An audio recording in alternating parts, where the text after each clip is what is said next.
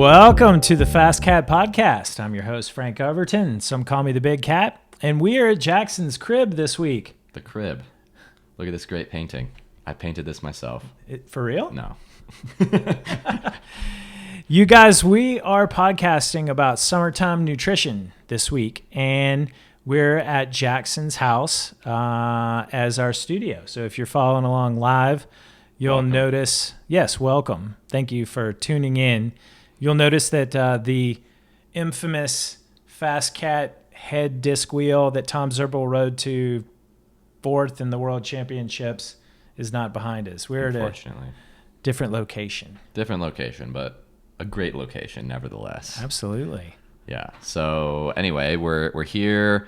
We've got some busy times ahead. We're kind of brainstorming, masterminding about the next few weeks of podcasting because it's kind of getting thrown off a little bit with some of my travels for the next month, but we're gonna still make it happen. The beautiful thing about being in 2019 is we have the technology to continue the podcast. So we can podcast remotely. Yeah, yes. Because I'm gonna be meditating for a while, so it's Jackson's going on a walkabout. Yeah. So today, like Frank said, we're talking about summertime nutrition. It's always, I think, obviously my favorite preferred topic, but revisiting nutrition, winning in the kitchen as it relates to athletic performance, cycling, just general health and how it all connects. So I'm excited to get into it. I am too. We're going to break it up into 3 segments, summertime nutrition, that is. And we're going to talk about using your power meter to gauge how much you should eat, how much you shouldn't eat. 1 kilojoule is equal to 1 calorie of food, roughly. We're also going to get into fiber and using fiber for satiety. Is that how you pronounce it? Satiety? Satiety. Satiation. And then the third segment we're going to talk about is our winning in the kitchen grocery list. So be sure to write this down and take it with you to your grocery store. And for all the guys out there, you got to do your own shopping. Yep. What you bring home from the grocery store is what goes in your mouth, and you need to be conscious about it. And no excuses if you're not doing your own shopping and then you're complaining about eating cookies or treats. And I'll say from experience for you bachelors out there, nothing is more attractive to a nice female lady. Yeah. That you can cook well, cook for yourself, make amazing food, and be proud of it. It's a likable quality for everyone. I think it's something that we should emphasize a little bit more in general. So. And I'll just take that one step further and ask you, what's the best time to go to the grocery store for peacocking around, so to speak, where there's other ladies? The Whole Foods on Pearl just all the time, 24/7. I don't know. I don't really. I go to the store at weird times, and I've started to do the Amazon Prime. Oh yeah, the Instacart delivery, which is cool, but. I don't know. I mean, Boulder is Boulder, so there's not much else to say there. I think if I were you, if you were like, Frank, I'm looking for love, I would say go about 6 p.m. Yes, that's about when everyone gets off work and maybe out of their yoga class. Or the farmer's market. Farmer's market is hopping. Wednesday night, Saturday morning. If you're wondering where all the hippies are in Boulder, Wednesday farmer's market, that's where they go. It's interesting. Boulder used to be such a hippie town, and now we're kind of like a tech yuppie town. But go to the farmer's market Wednesday. That's good. That's where that's why I fit in. Yeah, exactly. All right, so first some announcements before we get into it. As a reminder, as always, 25 podcasts get you 25% off of any of the training plans on our website. Our training plans are 6 weeks, and they embody everything that we talk about in our podcast. So if you're like resonating with what we're saying here and you want to see how that translates into your training, go over to the FasCat website /training-plans.com. Use 25 podcast for 25% off. It's that time of year. Yeah, I think the hashtag FTFP T-shirt is, I don't think that's discountable, but it's still available for sale.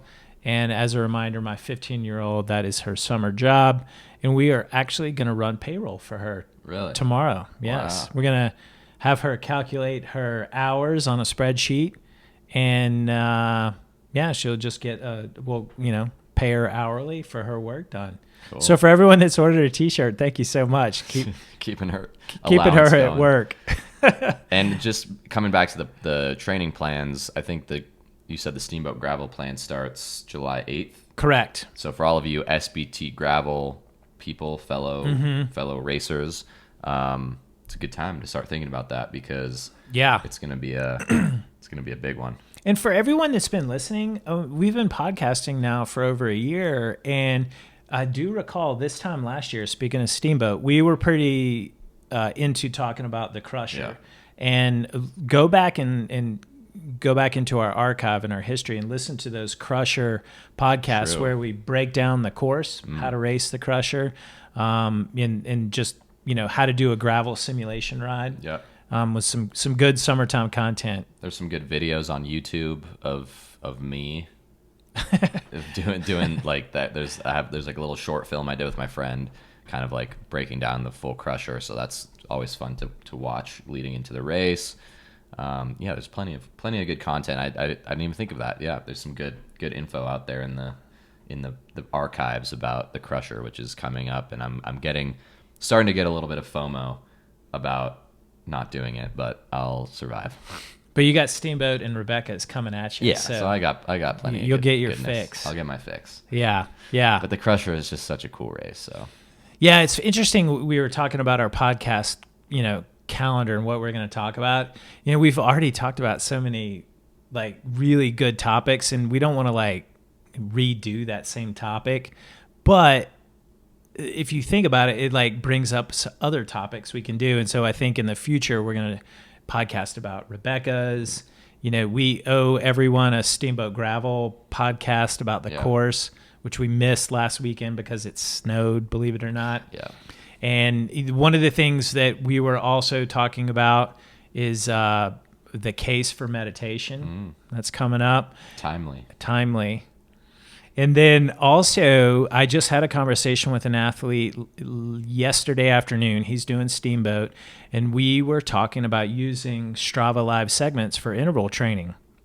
And it's a legit training technique that I'll have my athletes do. And so we're going to podcast about it and share the joy of Strava vols with you all and how you can incorporate that into your summertime training.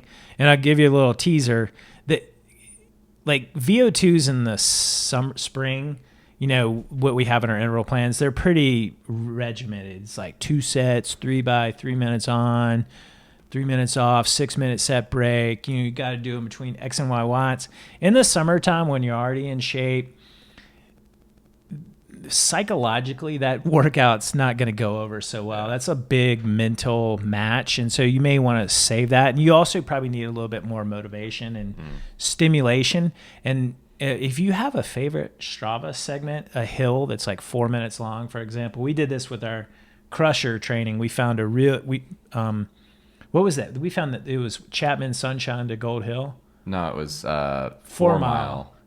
Poor man's Sunshine Gold Hill. Yeah, you can go into Strava, star that segment, send that to your computer, and then when you're doing your ride, it'll pop up and tell you how you're doing. And that's what we'll podcast about. It's a good interval training technique. But first, let's read the review of the week before we get into our summertime nutrition. It's a good one. This is a great one. This review, it actually comes from a blog post from Dana Zimmel, and she is from Florida. She is 64 years old. She's gravelcyclists.com, and they just completed, her and her husband, the K-Dog, which they just completed the DK 200 together. They are multiple time finishers, and they have to say, on their blog, gravelcyclist.com. Miss K-Dog purchased a really cool gravel-specific training program from a coaching service called FasCat Coaching.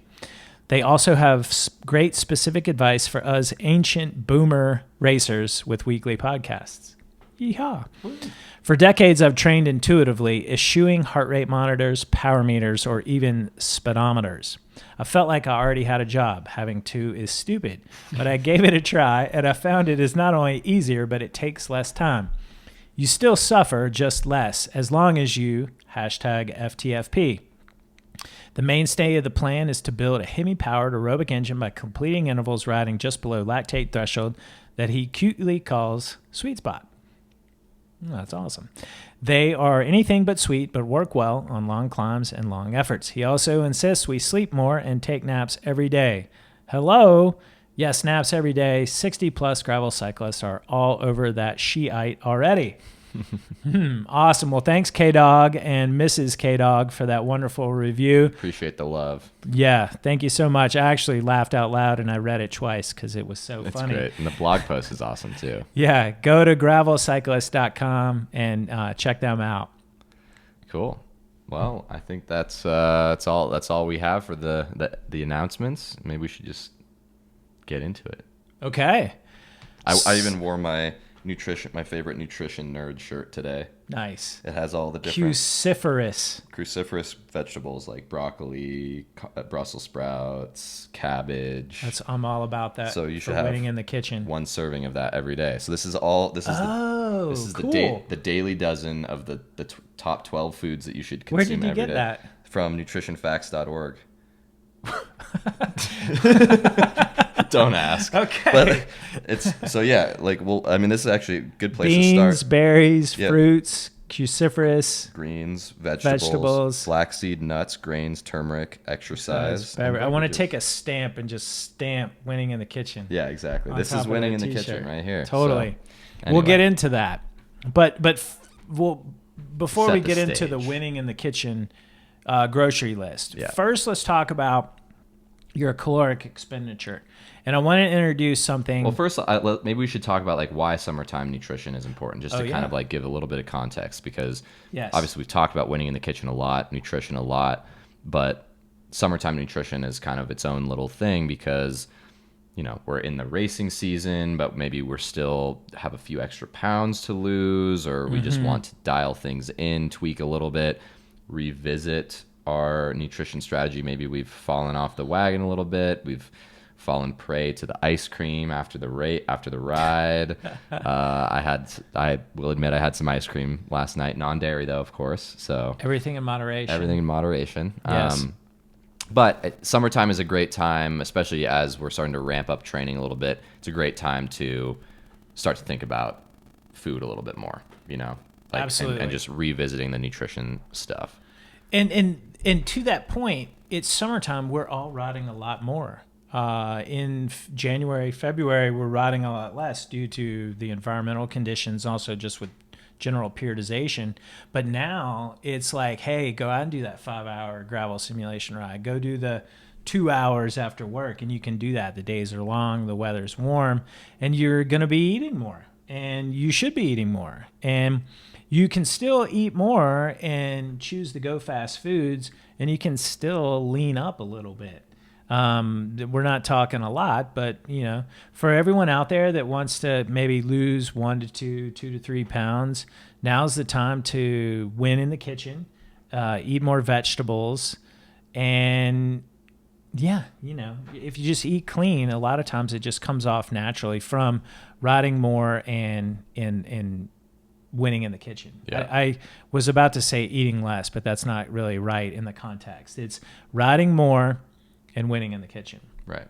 And to that point, one of the things I wanted to introduce to you all is a little bit of science and using your power meter to measure your caloric expenditure. And so everyone's heard of kilojoules, and 1 kilojoule from your power meter, it's a unit of work. It's a little similar to TSS, but not quite. So if you go out and do like a zone 2 ride for 2 hours, and you do 500 kilojoules an hour, that's roughly 1,000 kilojoules. And so 1 kilojoule, the way it works out physiologically, if you do the conversions and the efficiencies, 1 kilojoule equals roughly 1 calorie of food. And so you go do 1,000 kilojoule rod, that's equivalent to 1 Chipotle burrito. And you've heard us use the analogy of, Ferraris, you're a Ferrari and you got to keep the gas tank full. Well, if you go out and you do a 3,500 kilojoule ride in the mountains for 5 or 6 hours, that's 3,500 calories of food. And you want to meet that caloric demand with your nutrition in your, in your diet as you're adjusting how much you eat. And the way you do that really comes from the day before.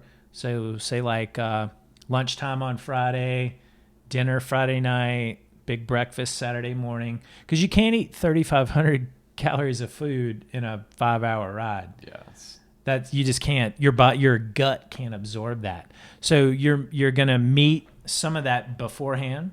You're gonna do your best. What did we recommend per hour during a hard ride on our podcast? Like 30 to 60 grams of carbohydrate per hour, which is roughly what do you multiply by? So it's 4? times 4, so it's like 120 or to like 240 calories of carbohydrates per hour. So that's like equivalent to like, a banana plus maybe a gel, or like, a bar, like a really solid bar, like a waffle or something every hour. And obviously that's sort of like just general recommendations. It's kind of based on most people by, these governing bodies that kind of make these recommendations, like the American College of Sports Medicine, and other kind of experts in the field of sports nutrition. But so you have to kind of tailor them to your own specific needs, especially depending on your weight, your sex, your sport, your experience and activity level, what you're training for, the intensity. But yeah, generally 30 to 60 grams per hour is pretty good, plus or minus. Right. And point being, you can't eat all that. Yeah, exactly. Yeah, you can't just say, I'm going to eat 3,500 calories to match my 3,500 kilojoules. Because if that's like a 5-hour ride, I mean, what's that divided by 5? It's like, that's around, that's 700 calories per hour. Which is going to be really hard to do. Your gut just can't absorb that. That's a good way to vomit. Yeah. Barf. Yeah. Yeah. So when you see that on your training plan on a Saturday, which is very common in our training plans, the big summertime long ride, maybe it's a long group ride with your teammates, sweet spot ride, gravel simulation. Or a race even. Or a race, absolutely. You got to start filling up your Ferrari's gas tank on Friday at lunch, Friday at dinner, Saturday morning, during the ride, and then, of course, afterwards. That's like what makes being a cyclist so good is your gas tank is empty, you get to fill it back up with wonderful food. And as long as it's winning in the kitchen, you're all set there. And then I think where it comes, what's interesting, you hear about the Tour de France riders that they can't eat enough to meet their caloric demands. And so, they're burning 5,000-6,000 calories per day on top of their resting metabolic rate as well. So they actually can't keep up. And so the riders will say, eating is a job and it's part of the race and you got to do it. And that's why, having chefs has become very popular these days, because they need that taste to actually help them eat more. Yeah. And Cycling Tips just came out with a really nice research post about the research into like how much riders actually eat. I found it very interesting. They were like measuring like how many gels and they were measuring like everything that went in their mouth from start to finish. Yeah. Which is an enormous task, but all in the name of science. The point being is that the final point I want to leave on talking about using your power meter and weight loss is if you did a 3,500 kilojoule ride and it takes your resting metabolic rate, that's how much it takes for your heart to pump, your diaphragm to inflate and deflate your lungs. That most men are going to be 1,700 to 2,200 calories a day. You add that to your kilojoules, and that's how much food you should eat per day. And it's a big number. And then if you're winning in the kitchen, it's not that difficult to find 250 to 500 calories to undercut that And if you do that, on a consistent basis, over 6 to 8 weeks, you can lose. That's your 1 to 2 to 3 pounds. Right. I think we should also be clear. This isn't about like hacking Right. or dieting, because that can work in the short term, but it doesn't, like the research generally on dieting shows that like at the end of the day, it's a wash, because you just end up gaining that weight back because you eventually snap, the rubber band snaps and you binge out. So again, it's about being consistent with this stuff, and over time. Yeah. And not like restricting super heavily during a certain time of the year or during a certain kind of training session or something like that, because like I said, it'll come back to bite you inevitably.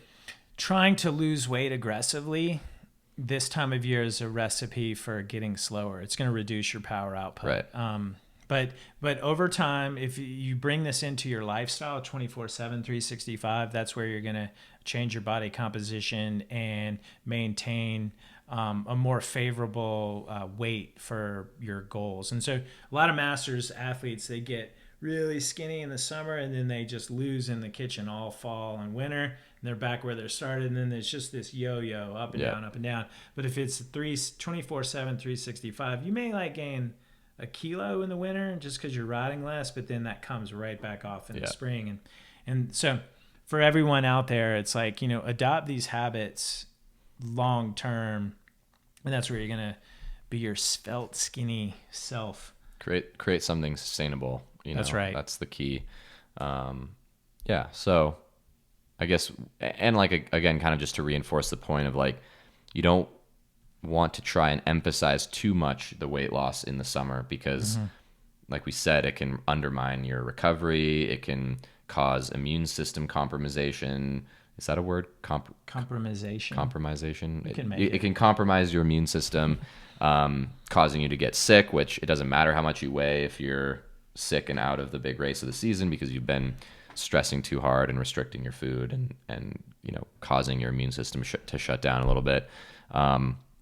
So yeah, for sure, there's give or take a couple pounds there, especially as we're riding more, and as we'll get into with fiber and satiety, you can do it in a way that's very sustainable and healthy. But kind of on the flip side of the weight loss coin is the fact that we are training super hard in the summer. We have big race goals coming up, stage races, and so we need to fuel those. We need to we need to fill the Ferrari's tank up with good quality fuel, not just quantity, but quality, because again, if we're eating just empty calories of carbohydrates and fats and protein, it's like, yeah, we're giving the body what it needs from a macronutrient perspective, but sort of empty calories in terms of like satiety and enjoyment factor of food, which is going to cause you to overeat, because your body's just like, what the heck, man? Like, you're just giving me like white sugar and white rice. Like, I'm not really feeling satisfied. Like, it's not doing anything for me. And so then you end up overeating, and then that's where the vicious cycle of restricting and gaining weight and kind of yo-yoing back and forth comes. And so sorry to interrupt, like in the fall, like this is what all bike racers do. They're really good, in between Memorial Day, Labor Day, and then in the fall they're like, oh, I'm taking a break, it's off season. They just let it all come back, and it's that vicious cycle. Yeah, and there's a time and place for a little bit of like, just letting yourself, not letting yourself go, but just like, okay, I'm gonna have a couple beers with my friend, go get ice cream. Like, you have to also keep in mind the like mental side of that, where it's like, if you're nutritional periodization. Exactly, for sure. But at the same time, like, you also want to build in habits where it's like you enjoy, you're not, the way that you're living your life nutritionally throughout the year isn't feeling like a job. It's not feeling super restrictive or hard. It's like, you have to find that perfect balance throughout the year, because again, it's, there's nothing worse than spending all summer feeling like you're having to count all of your calories and your carbohydrate intake and feeling super stressed about it because you're, whatever. But yeah, so it's a balance. The Belgian director of the U23 national team would send out an email in the fall. He said, 1 to 2 kilograms is okay. 5 to 8 kilograms is not. Yeah. But see, that's like also just a systemic problem of like focusing so much on weight, Yeah. and like, and then again, then it comes back to restriction instead of actually like good positive nutritional habits. Then it's about restricting instead of learning How to eat right. how to eat right. And that's what we're trying to talk about. How to bring it into your lifestyle on a yearly, just lifestyle is like just all around. Yeah. Exactly. Not just in the summer. Right. Because there's a hell of a lot more, parts of food than just, carbohydrates and calories and energy. There's a lot of components in food that help with recovery, help with sleep, help with, reducing inflammation and, keeping your body in tip-top shape for, the next training session, the next day of a stage race. Bada bing, bada boom. Which is a good segue into fiber and satiety, because everyone is always like recovery supplement this and, like secret recovery method this. It's like vegetables and greens are nutrient dense. That's the antioxidants, and I'll let you go from here because you know way more about it than me. But that's the ultimate like recovery tool, I think. Right. In addition to like sleep and a well-designed training plan. For sure. I mean, there's a lot to this topic, and it's something that's near and dear to my heart, of course. Fiber is my favorite nutrient, I would say. And it's an interesting nutrient for athletes because it's a double-edged sword, right? Where fiber is something that helps with satiety and like, eating in a way that, because fiber, okay, so I'll back up. Fiber, for those of you that don't really know, we've heard about fiber. You kind of like your first thing is you think about like Metamucil or like, your grandma, right. needing more fiber, Metamucil, But the reality is it's just it's a kind of indigestible carbohydrate that is only found in plant foods. So in fruits and vegetables, beans, nuts, whole grains, things like that. And it's actually digested by the microbes that occupy our gut, also called the microbiome. And they play a ton of cool roles in modulating the immune system. They help prevent different kinds of cancer. They help to like just basically clean out your digestive system. It's just important. But they also bulk up food in a way that makes you full. That's why when you eat like a huge salad, you feel pretty full physically because it's taking up a lot of room. There's a lot of water in those vegetables. There's a lot of fiber in those vegetables, and as a result, it stretches out those stretch receptors in your stomach, which signals to your brain that like, okay, I'm full, but it's pretty low in calories in general, And so, but even things like sweet potatoes and beans, which are generally like, or nut butters and stuff, like generally are fairly higher calorie than, of course, like spinach or cabbage or something like that.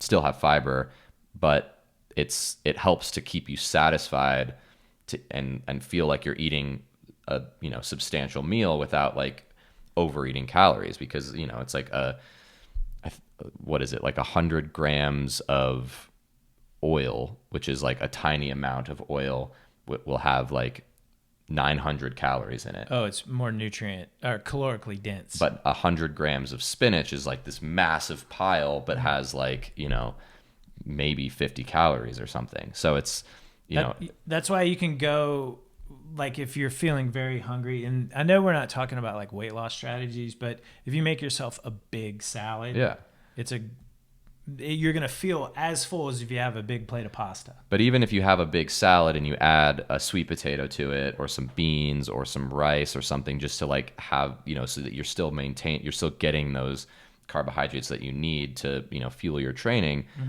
you'll still feel like you're eating a huge meal and you'll be satisfied and full. That's right. But you're also dropping your calories by, maybe 20%. And this obviously can be a double-edged sword, right? If you're already at a good weight and you're trying not to lose weight, this can be a slippery slope of losing too much weight, of not eating enough to maintain your energy expenditure. And this is something I run into all the time as someone that's on a plant-based diet, and I eat a super healthy diet 365 days out of the year, basically.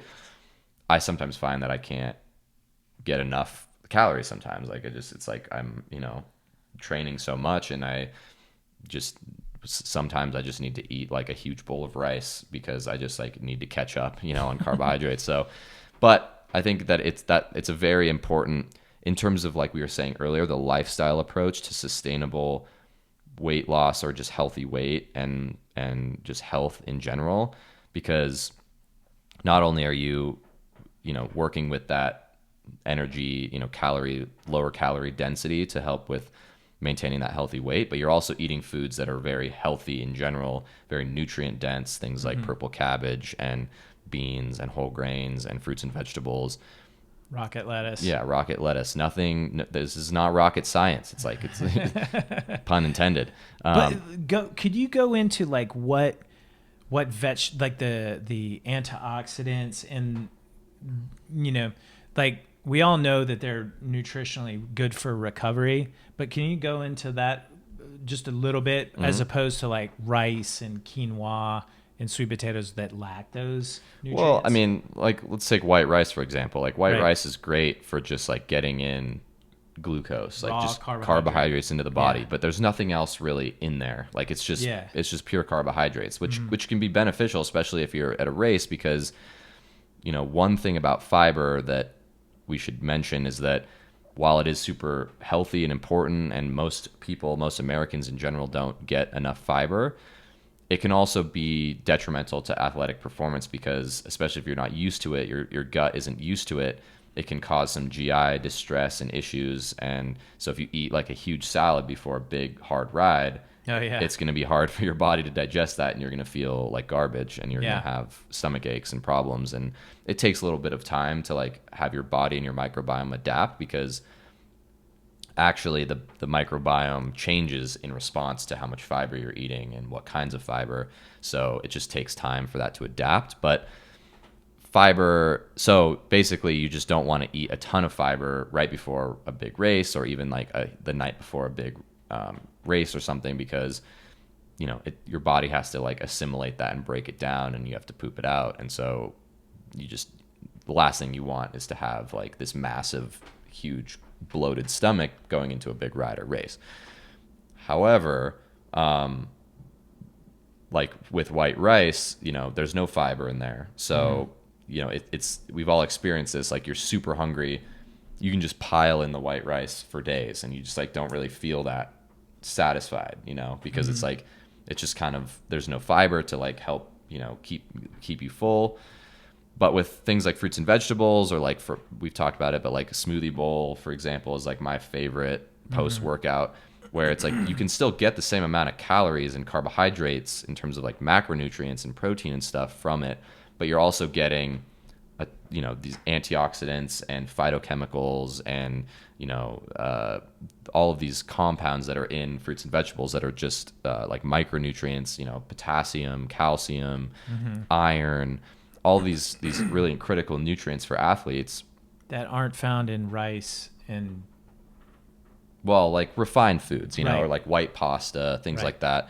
I mean, things like sweet potatoes and beans and quinoa, even, other whole foods, essentially. I mean, they all have a plethora of amazing nutrients, and that's what's cool about them, is they all like work together in this really cool synchronized, harmony of nutrients that helps to just, get us what we need in terms of basic nutrition, but also helps the body recover better, helps the immune system function better, reduces that inflammation. Things like turmeric on here is a really potent anti-inflammatory, so it is really rich in antioxidants. And one of the hallmarks of exercise is it causes oxidative stress, where a lot of oxygen is being produced, causes a lot of oxidative, free radical damage, as we hear about. So these things can counteract that, and that's why it's nice to have like a big smoothie or some sort of really nutrient dense meal after a hard ride. Because how can athletes add turmeric to their post-race or post-ride meal? it's definitely an acquired taste, so not everyone likes it, but a great way to do that is through a curry, because turmeric is like a very popular Indian spice. So just general normal curry powder has turmeric in it. That's why it's yellow. So they have ginger turmeric iced tea at the farmer's market. You can get teas. You can get. Does that have enough? Salad dressing. Yeah, I mean, like a quarter teaspoon a day is what's recommended for the just benefits, and any more than that, probably not going to do that much difference. But I put it in my smoothies. I put it in my oatmeal, but I'm also weird, so. He's a big fan of the Vitamix. You can put anything in your Vitamix and just mix it together, and even if it's a weird taste, when you blend it in a smoothie, you don't even notice it. I don't even taste it in my smoothies. But yeah, I'll just put a little bit in there. Bread and butter pickles. Yeah, I love me a good bread and butter pickle for sure. Pickle juice is what you drink after you've cramped up bad in a race. Exactly. And you have to race the next day. Yeah. So anyway, that's kind of the shortened version. I mean, again, it's like it's not about any one nutrient or any one food. It's about the pattern, the overall pattern, long term, what you're kind of doing day in and day out. It's the 80-20 rule. It's like, what are you doing 80% of the time? That's what's going to make the difference. And so, but again, this all comes back to just winning in the kitchen and eating, a lot of fruits and vegetables, a lot of whole foods. Obviously there's a time and place for white rice, and I think, especially during these huge periods of training. It's a wonderful carbohydrate as long as you also include your vegetables. And this goes back to our winning in the kitchen challenge. And now would be a good time to go back to that challenge and maybe not concentrate on, having a vegetable and a green with all 3 meals for 30 days in a row, like that challenge, which is a good challenge, by the way, in January. But now you go back and say, I'm going to have with a well-rounded meal. So you got your carbohydrate, you got your protein, your greens, your vegetable, and your healthy fat. We'll get into that with our winning in the kitchen grocery list. And then I guess the only exception that you alluded to is maybe skip the fiber the night before a race. Right, because it's not really doing anything for you. Like it's not giving you any more. It's not helping to increase your glycogen storage. Maybe you would get a little bit of antioxidant whatever, but it's not really going to benefit or improve your performance the next day. But especially if you're not used to it, there is a potential for some digestive issues. And it's just hard to get enough calorie. Like sometimes it's just straight up hard to eat enough calories. Right. Like especially if you're at a stage race, skip the salad, go for the white potatoes and the white rice, and have some vegetables and some sauces in there for flavor, but don't overdo it, because it's like you just have to get those calories to fuel. At that point you're just a finely tuned racing machine. It's not really necessarily about more nutrition vegetables. Quality. There was maybe it was 2 or 3 months ago, Emma Pooley did that GCN video about skipping the fiber the night before a race, so you could take a bigger epic dump. An epic dump, a bigger poop, and weigh less. And I know the Phil Gaimans and the Adam Myersons and everyone that's a big advocate of that. So eat your vegetables and greens, but the night before a race, skip the fiber, and just drink more coffee in the morning. Allow extra time at the porta potty, and but like Phil says, it's just grams. It all comes down to grams. For sure. Yeah, and it's just like comfort too. I mean, we've all had that feeling of feeling super heavy from eating too much food before a ride or whatever, not giving enough time to eat not giving enough time to eat your pre-race meal or whatever. So you just want stuff that's easy to digest, easy to absorb, and same thing goes for afterwards, after a race or a hard ride. It's you want stuff that's quick to absorb. That's why I like smoothies, because fruit just digests really quickly for me. White, a rice kind of bowl or something like that. The rice bowls at Rafa. Yeah, I know. Legendary. R.I.P. I want that. I want that recipe. Yeah. I think that recipe, I learned how to poach eggs, but it really comes down to the kimchi mayo. Yeah. And I could not quite get that just right. Yeah, I've been making my own sriracha mayo, but it's not the same. So good. Speaking to your point, after a race, I'm a little wrecked, and eating vegetables and greens doesn't really seem palatable. So when I'm looking at that recovery meal in that first 30 minutes, there's no vegetables or greens in there. That's where that rice bowl that I like so much comes in, because it has arugula in it, but you can leave that out. Yeah. And a Chipotle burrito also is kind of light on the vegetables, just because you're shifting your concentration onto just those macronutrients. Yeah, for sure. Well, would now be a good time to go into the winning in the kitchen grocery list? Yeah, for sure. Okay.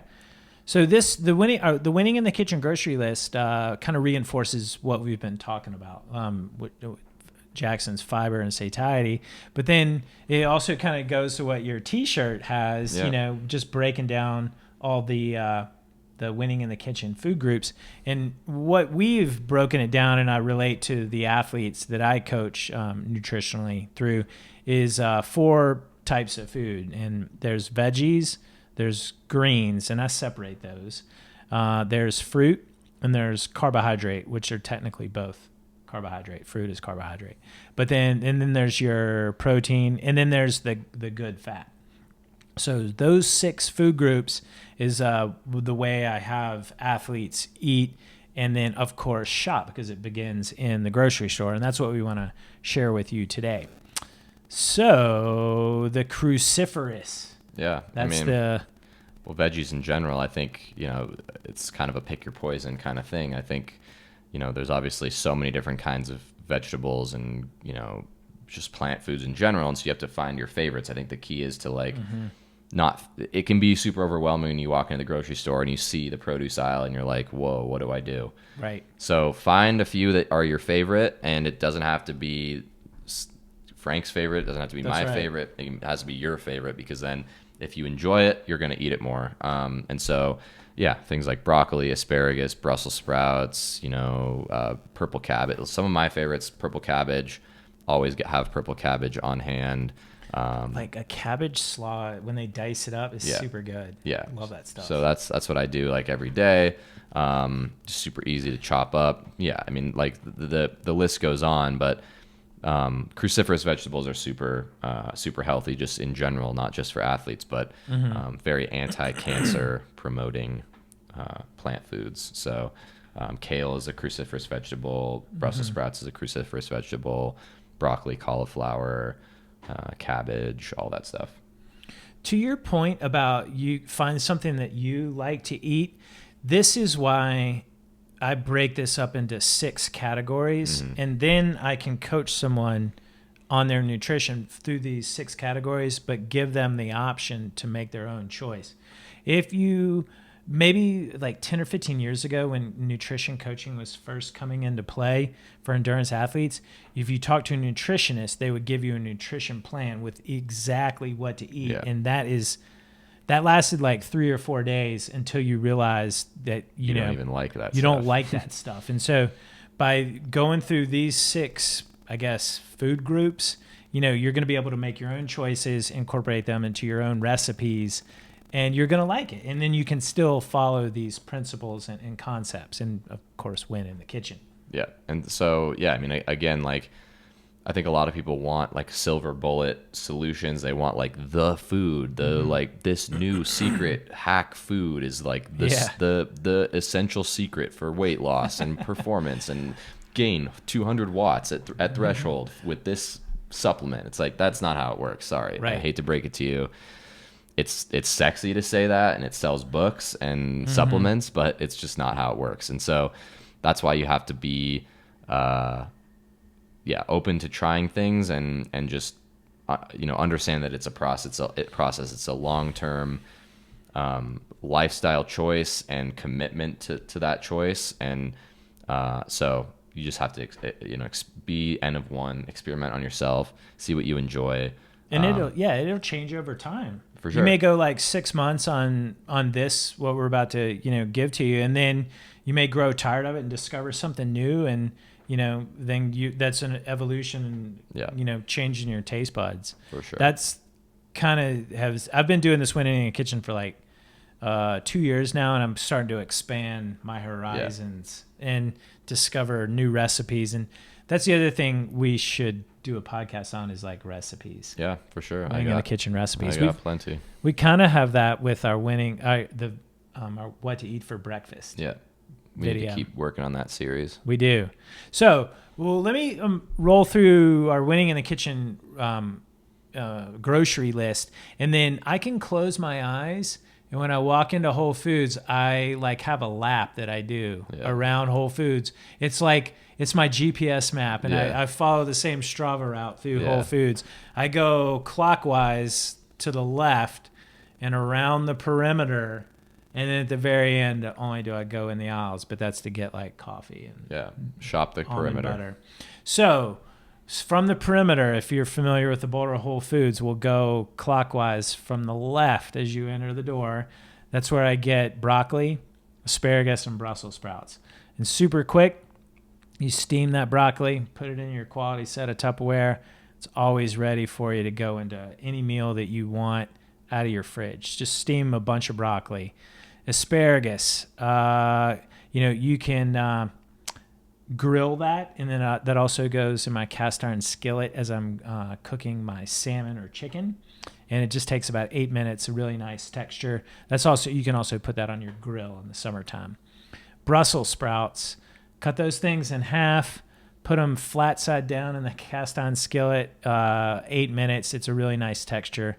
Do not microwave your Brussels sprouts or steam them or boil them. Yeah. That's the horrible tasting Brussels sprouts. Yes, roasted. In the oven. Little balsamic on any of that is really tasty. So moving on, right? Walking down the perimeter clockwise, you got your greens: arugula, rocket lettuce, kale, spinach. That's kind of my 3 go-tos. There's so many others. Yeah. Yeah, I mean, you can get. I mean, I put great into that category as well. Huge fan of cilantro for burrito bowls. Mm-hmm. I also get like romaine lettuce or some sort of salad lettuce that I'll chop up for a salad. The cabbage slaw. Cabbage slaw. I mean, that's technically a vegetable, but yeah, I mean, it's all the same to me. Tomato. It's all plants that going into my body. Yes. So, and then you've walked down the perimeter, but just inside that perimeter is the fruit section. And I'm a big fan of berries: raspberries, blueberries, strawberries. Pro tip from Jackson: get frozen berries from Costco for super cheap for smoothies. For your smoothies. Yeah, you're just mixing them up anyway. You don't need to know how they look. Exactly. Also, don't forget your apples and your bananas. I'm a big fan of bringing a banana on a ride, as long as you don't squish it in your back pocket. Also, having a banana, we've talked about that. We've blogged about it. That's your early morning nutrition before an early morning ride, as you're winning the morning. Yeah. Tons of fruit, is available: mangoes, watermelon. Seasonal. Just, eat seasonally, switch it up throughout the year.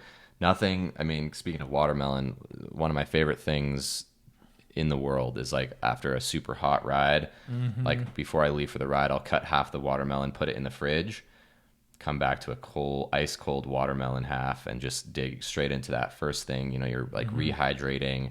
You're getting a little bit of sugar in there for recovery, and watermelon's actually super nutrient dense, and actually, funnily enough, has some of the highest protein concentration of any fruit. So, okay, there you go, fellas and gals. Watermelon's great. Watermelon, it's it's in season right now. Go get it, and that's your part of your post recovery.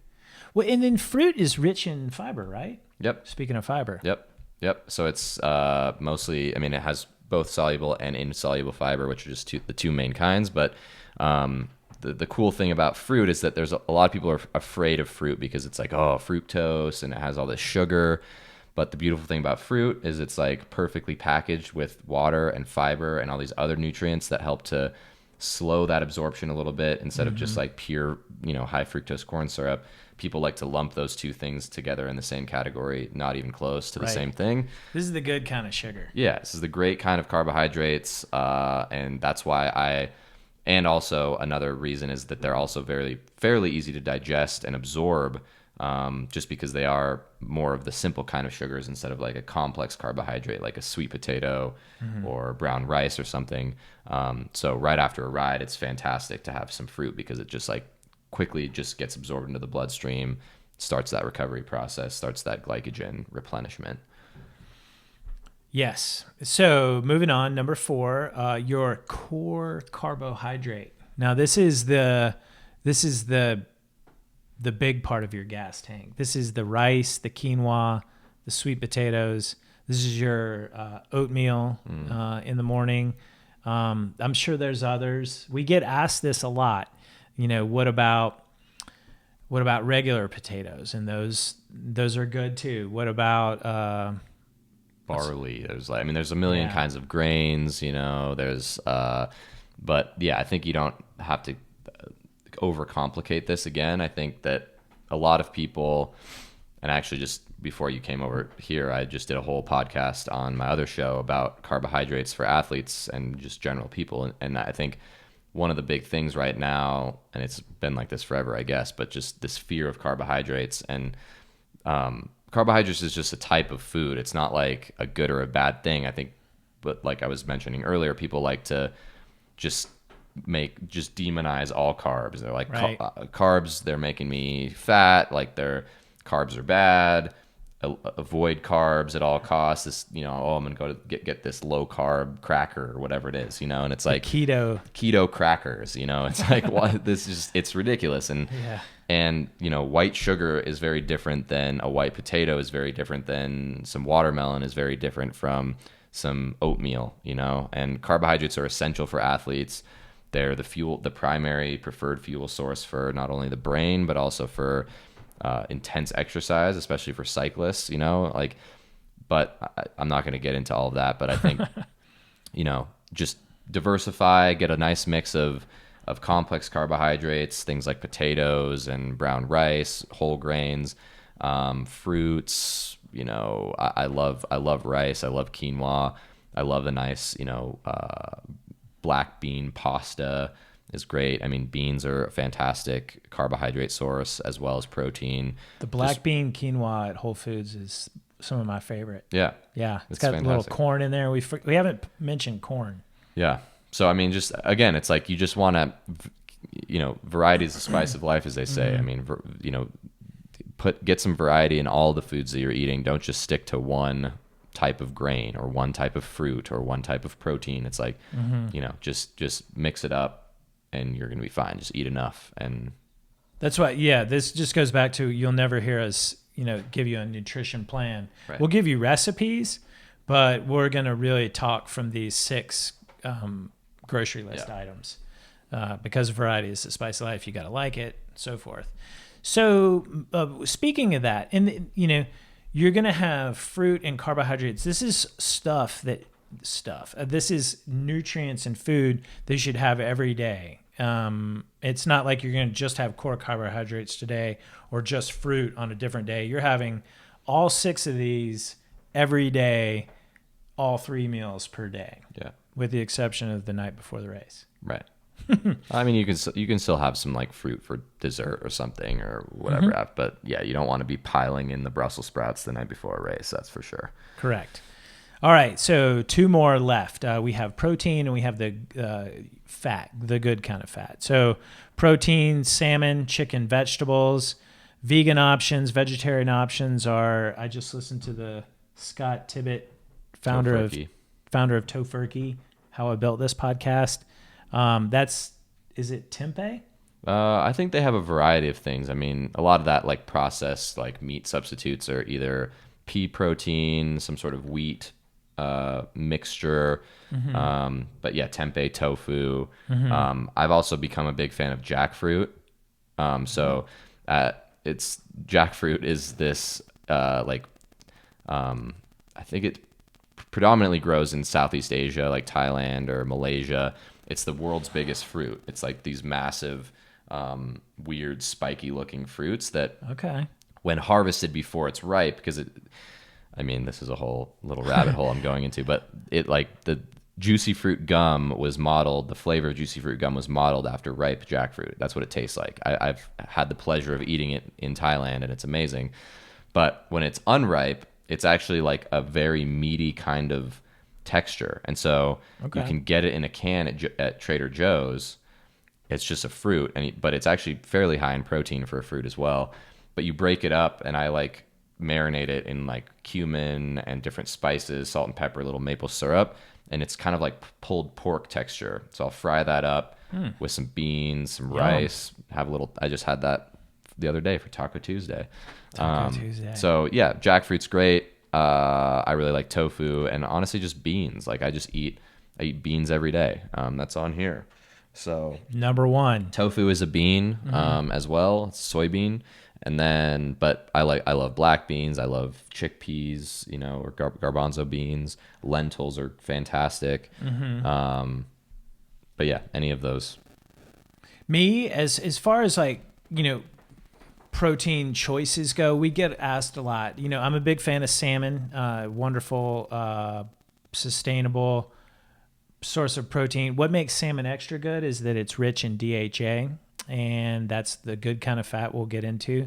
I'm also just kind of a big fan of chicken. It's a good lean protein. I think the kind of proteins you want to stay away from are the types of meats that are high in saturated fat that you find in beef, non-lean cuts of chicken, or just other protein sources. I'm primarily what are they called, pescatarians, fish eating.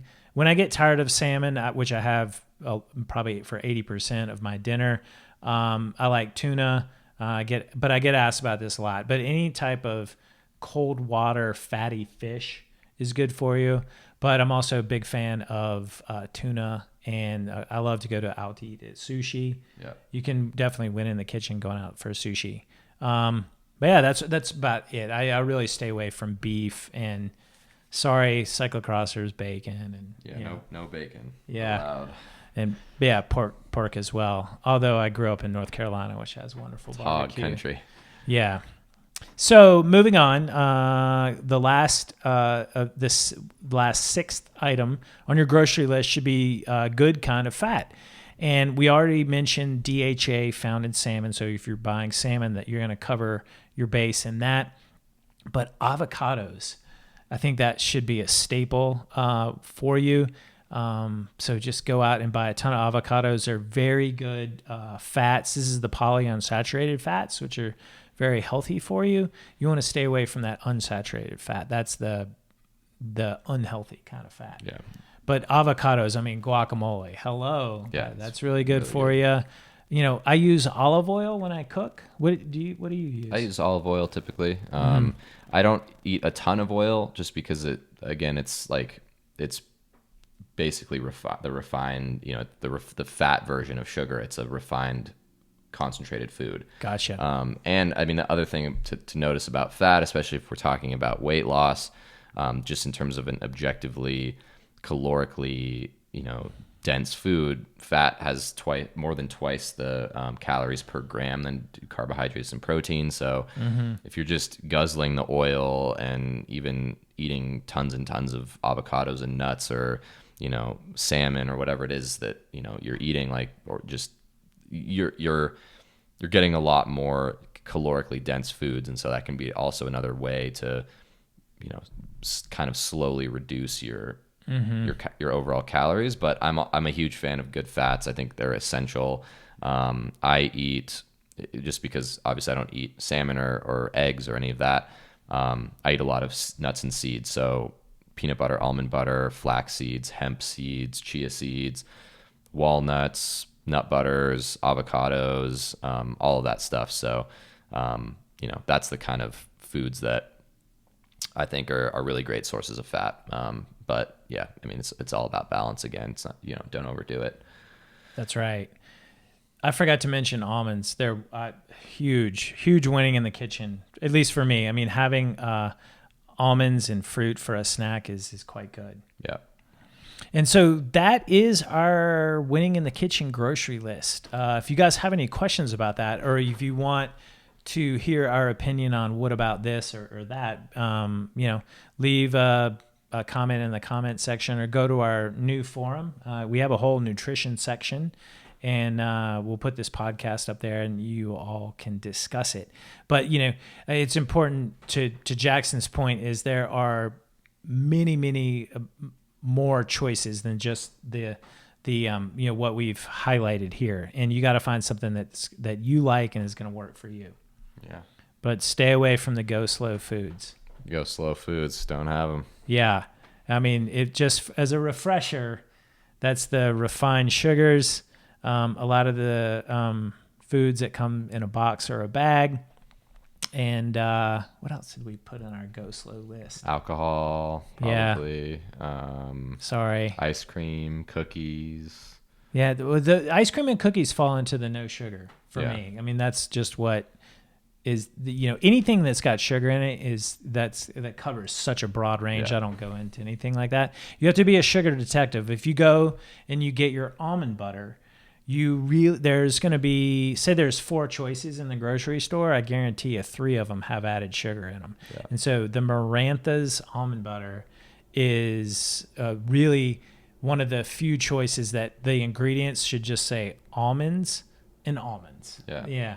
I mean, Trader Joe's has some good ones too. I mean, I get my just because it's a lot cheaper there, but almond butter, peanut butter, they have just pure organic, just peanuts, maybe a little bit of salt. Right. That's it. Like even ketchup, I'm a big fan of ketchup. Like Heinz. Impossible to find without sugar, basically. They add sugar to it to, get you to eat more. So that's about all we have for you today. Thanks for listening. Love jackfruit. Awesome. I need to try that because I don't think I've ever eaten that. I'll show you when we finish. I'll show you what it looks like, the little can, but it's really good. I mean, they have at Whole Foods, you can get pre-packaged, already seasoned and cut jackfruit. There's a company called the Jackfruit Company. Hello. So then you just fry it up and you put it in tacos. It's super good. They have Asian style jackfruit which you can have in a rice bowl. I've done before, teriyaki. It's really good. Nice. Well, thank you for listening and tuning in. And that's all we have for you today. We've been going for an hour. It's time to get out for a ride. Yeah. Hope you all get out for one as well. And have a nice high quality meal afterwards. That's right. Have a good 4th of July. That's coming up next. Next week, we have a podcast on time trialing. I sat down with Coach Isaiah, who is a time trial specialist, and we talked about just all the training and the mindset and the technique, aerodynamics, and equipment that go into time trialing and racing against the clock. So tune into that next week, and we'll see you next time. Thanks, everyone. Adios.